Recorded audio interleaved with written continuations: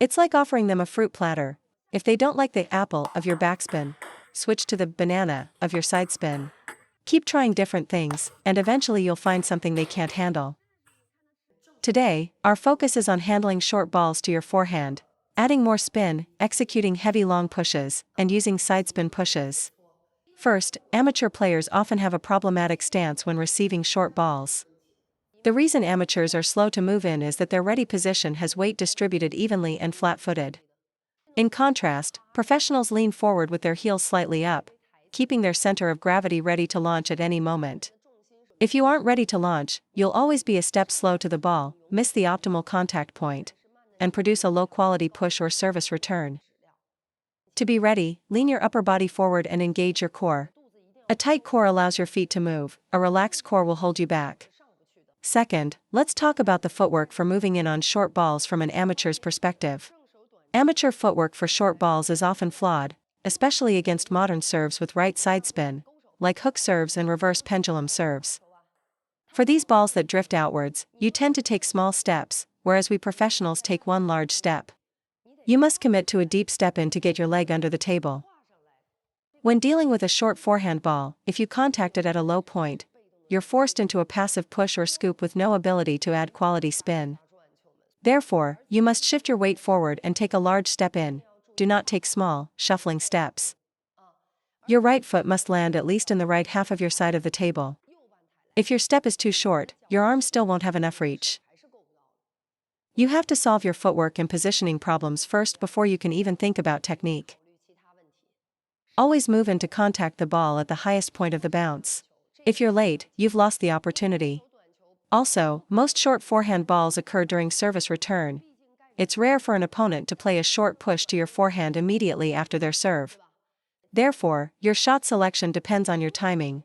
On the rise, use a short push, drop shot.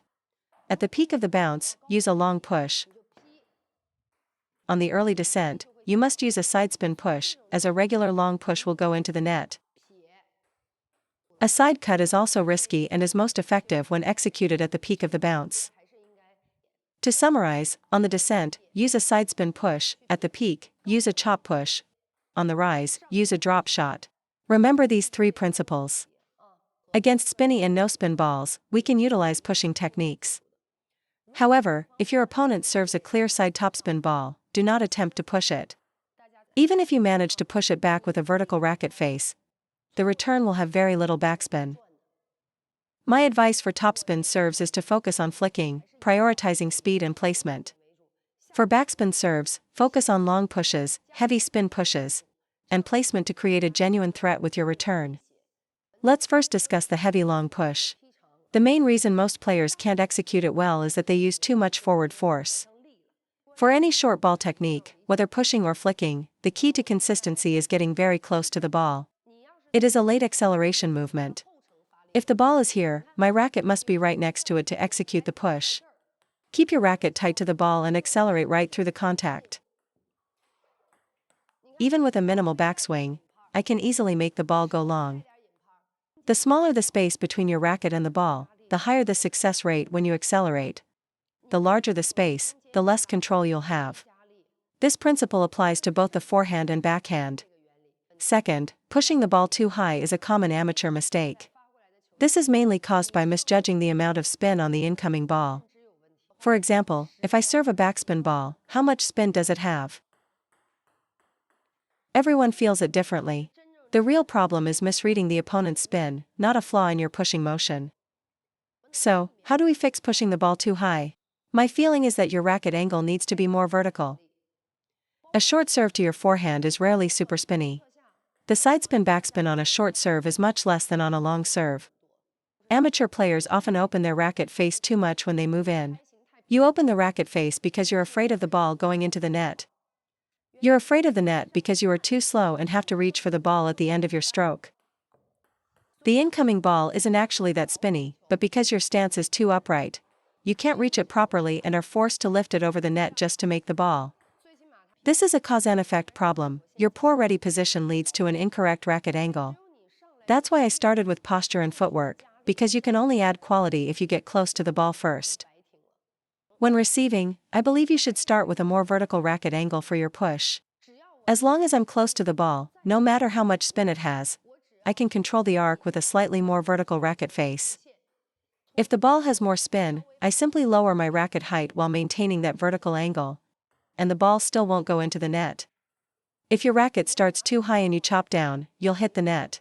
Start with a lower racket position, keep the angle vertical, and push forward. The ball will clear the net, as a short serve can't have that much spin. As long as you make clean initial contact, the ball will almost always go over. Additionally, to control the height of your push, you must develop a feel for the ball's spin upon contact. In the short game, it's rare to feel a heavy, diving effect. That sensation is much more common on long backspin balls. Since even I can't always judge the spin perfectly, you must establish a default, standardized technique with a relatively vertical racket angle. I start with my default vertical racket angle and push forward and slightly down. If the ball goes over, it means I can handle that level of spin. If I hit the net twice, I make two adjustments. First, I lower my racket starting height. And second, I make a micro adjustment to open my racket angle slightly. Remember, it's a micro adjustment, not a major change. If my first push goes high, starting from my default downward push, my first adjustment is to raise my hand's starting position. My second adjustment is to make the racket face slightly more vertical. By adjusting your racket height and making small changes to the angle, you will quickly learn how to handle that specific opponent's short serve. Once you have control of your racket face, your error rate will decrease significantly. At the very least, you'll be able to control the trajectory of the ball. Second, how do you control the trajectory? You must look at the net. Whether I'm looping or pushing, my mind is always aware of the net's height. You must aim for the white tape at the top of the net. If you aim for the white tape, you'll control the trajectory perfectly. I can even hit the net cord on purpose this way. This is especially crucial when receiving sidespin topspin serves. Aim for the net tape, and you won't hit the ball long. If you aim at the far end of the table, you'll almost always miss.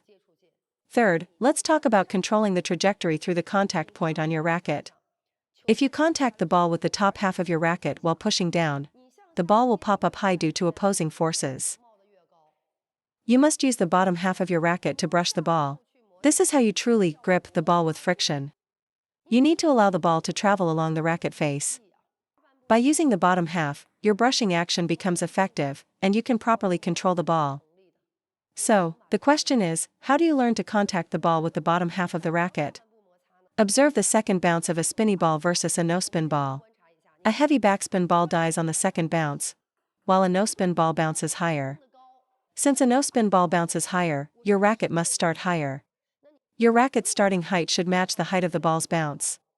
If the ball bounces high but your racket is low, of course your push will go high. Conversely, if the ball bounces low and your racket is high, you can effectively chop down on it, making it very difficult for your opponent to loop. When an opponent serves short to your forehand, you must watch the ball and adjust your racket height based on its second bounce. The more spin, the lower the bounce, the less spin, the higher the bounce. This awareness allows you to execute a proper long push. A standard forward push results in a normal backspin bounce. A downward, chopping push creates a second bounce that dives, which is what makes it unloopable, as it will sink on the opponent's racket. Only by chopping down on the ball from above will your opponent feel that the ball is truly heavy. A simple forward push is like a coach's multi-ball feed. It lacks threat, and any decent player can loop it easily. Let me share a key concept. In pushing, placement is always the #1 priority. You don't need to generate massive spin. Just changing the placement from the middle to the wide sideline, even by a small amount, makes a huge difference. Now, I'll teach you how to control placement. First, when pushing down the line, don't just follow through straight down. At the end of the stroke, rotate your racket head slightly. This imparts a side spin that causes the ball to drift away from your opponent, making it very difficult for them to time their shot, leading to mishits or framed shots. The ball is dishonest, it has a combination of backspin and sidespin. Add a bit of pace, and they won't be able to brush it cleanly, causing them to hit the net. This is the secret to why my push seems so spinny to others. The real reason my push feels so spinny is because of its deceptive float and difficult placement. It forces my opponent to miss the sweet spot and hit the edge of their racket. Because they aren't using the sweet spot of their racket, they perceive the spin as being much heavier than it is. This is the ultimate trick. Finish your push with a slight turn of the racket head to make the ball incredibly awkward. So, how do you execute this on the forehand? When pushing, do not use your wrist to change direction, as this leads to errors. Instead, use your forearm to guide the shot. During the pushing motion, direct your forearm towards the sideline to create the angle. Your wrist should remain stable and locked. Use your forearm to find the angle, not your wrist. A normal push goes straight forward. To push wide, simply angle your forearm slightly towards the sideline. That's all you need. Your fingers and wrist should still be applying downward pressure, but let the forearm guide the path. Avoid using the wrist, which makes you vulnerable to the incoming spin. Simply change the direction of your forearm from straight ahead to a slight angle. This is especially effective against right side spin serves. Push it wide to their forehand, and they won't be able to reach it with one step. It forces a two-step adjustment, which will jam them. They'll be forced to use crossover footwork, and very few amateur players can generate a quality loop while moving with a crossover step. After you execute this wide push, hold your position. If the return is wide, attack the middle with your forehand. If it's short, block to their backhand corner. The point is over. When blocking, time the bounce, close your racket angle, keep your motion compact, and use a short, sharp blocking motion to win the point. In contrast, if you just push straight, you risk making an error. Even if you succeed, they can play a heavy spin loop, which is hard to block, and you'll remain on the defensive. Therefore, the essence of a good short game is to move your opponent.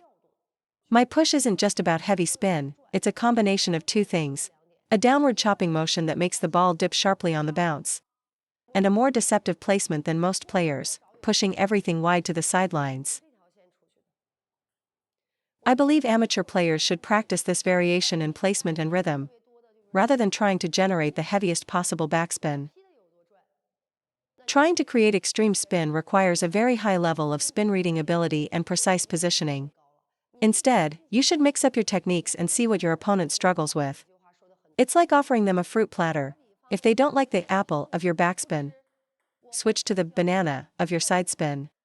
Keep trying different things: watermelon, kiwi, blueberries, and eventually you'll find something they can't handle. Your short game should be the same. If you can only push forward, you're too predictable. Mix it up, sometimes a long push, sometimes a drop shot, sometimes a slow, spinny push. This is how you create difficulties for your opponent. If you only use one type of push, it's like feeding someone apples every day. Eventually, they'll get used to it and it will no longer be effective. The beauty of table tennis lies in variation. If you can vary your shots and dictate the rhythm of the game, you will become a high-level amateur player.